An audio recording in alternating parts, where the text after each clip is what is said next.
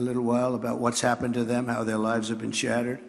I'd like to begin with the story of one mother whose life Kamala has utterly destroyed this life. And we're talking about thousands of people in very similar situations every day under Kamala, open border policies. And if you remember, Joe Biden appointed her as the border czar. She doesn't want to use that term, but let's say we'll just use a different term. She was responsible for the borders, totally responsible. She never made one call to Border Patrol. 2 weeks ago, the Border Patrol endorsed me with the most beautiful endorsement I think I've ever gotten.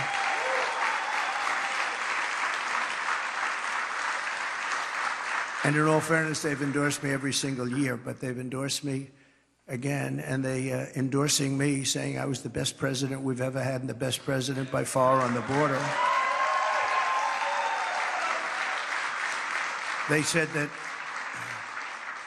that, and this is not easy for them to say, they said that she was easily the worst person ever to work with them on the border, most incompetent, the least caring. Think of it. Not one call in almost 4 years was made to Border Patrol like, how are we doing? I used to call all the time. I'd say, how are we doing, fellas? How's it going? Is it going well? And they're great people, men and women, Border Patrol, great people. They want to do their job. She didn't call them once. She released the two men who murdered this woman's very precious daughter.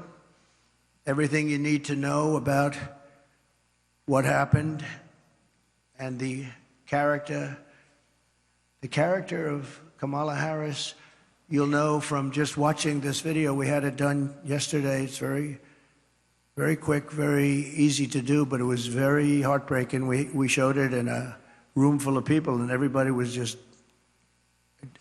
crying. Some pretty tough people were crying. Please take a look. Sunday night, I asked her to not stay up super late because of her coming to work with me in the morning first to do her summer school. She said, okay. I told her good night and I love you. I went to bed, not realizing that that was going to be the last time I saw her. We're best friends. Yeah. We're going shaking again. I woke up to notice she wasn't in her bed. I'm in my heart trying not to lose my mind because I don't know where she is.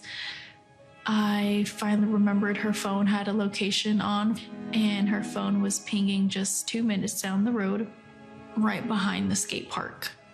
I start driving to the direction the phone was being pinged at, and I see a couple cop cars with lights on. I see yellow tape. And immediately my heart drops and sinks to the bottom of my stomach. My daughter's hands and ankles were both bound. She was strangled to death, left with no pants.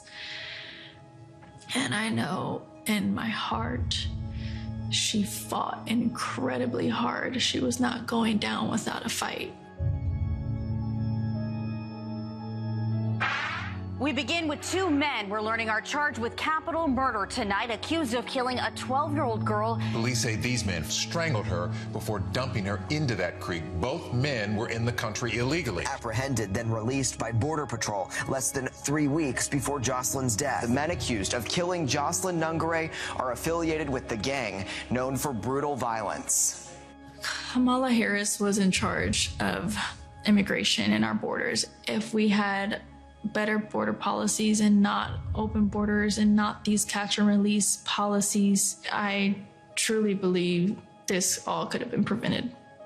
Under her being vice president of this country, my daughter's life was ripped away from her. She had her entire life ahead of her. Happy birthday, dear Jocelyn.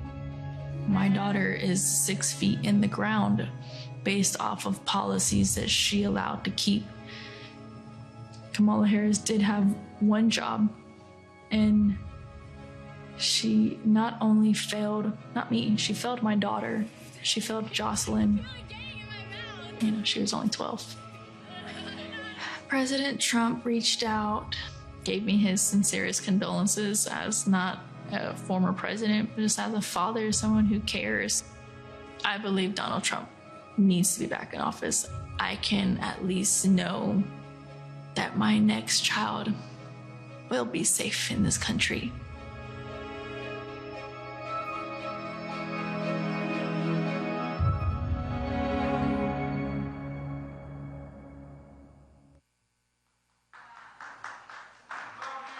Thank you very much. So I know we talk about inflation and the economy, but to me, there's nothing more important than the fabric of our country being destroyed by people placed there, violently placed there, as far as I'm concerned, foolishly, stupidly placed there. I think what's happening on the border is the single biggest issue, and I'm seeing it more and more when I speak. I see it more. Inflation's terrible. It's hurting our country. It's just decimating our seniors. That's why I talk about Social Security. No tax for our seniors on Social Security, because they've been decimated by inflation. But what Kamala did to Jocelyn and her family is the most heartless and cold-blooded betrayal imaginable. Thousands of cases just like that, thousands. In throwing open the border, think of it, open borders, they come in from parts unknown. People have no idea who they are, where they're from, anything about them. They know nothing. They just walk into our country. And as soon as I heard they were doing that, I said, well, I know these countries. I know every one of the leaders of all these different countries. They're very smart. They're very sharp. They're very streetwise. I said, I know what they're going to do. They're going to open up their jails and just dump them into the United States. And that's what happened. They opened up their jails.